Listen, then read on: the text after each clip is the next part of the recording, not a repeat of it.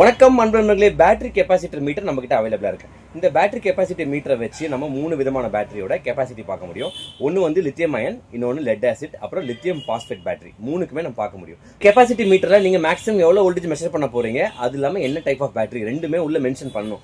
பண்ணால் மட்டும்தான் அது கரெக்டாக காமிக்கும். ஏன்னா இப்போ பாருங்கள், நீங்கள் 32 வோல்ட் மெஷர் பண்ணுறேன்னு சொல்லிட்டு 40 வோல்டேஜ் கொடுத்தீங்கன்னு வச்சுக்கோங்களேன், அப்போ ஆட்டோமேட்டிக்காக அது என்ன சொல்லும், 100% பேட்டரி அப்படின்னு தான் சொல்லும். அதனால் கரெக்டாக நீங்கள் என்ன வோல்டேஜ் மேக்ஸிமம் மெஷர் பண்ண போகிறீங்கன்னு மென்ஷன் பண்ணால் மட்டும்தான் அது கரெக்டான பர்சன்டேஜ் வந்து காமிக்கும்.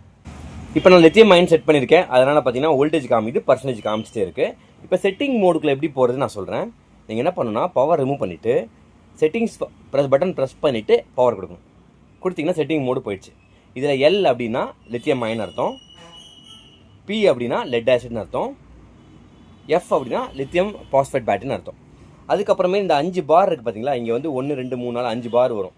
அந்த ஒவ்வொரு பாருக்கும் ஒரு அர்த்தம் இருக்குது. அந்த பார் வர வைக்கிறதுக்கு என்ன பண்ணணும்னா, இந்த செட்டிங்ஸ் பட்டன் இருக்கு பாருங்களேன், இந்த பட்டன் இப்போ இந்த பக்கம் ரைட் சைடு பட்டனை வந்து கண்டினியூஸாக ப்ரெஸ் பண்ணும்.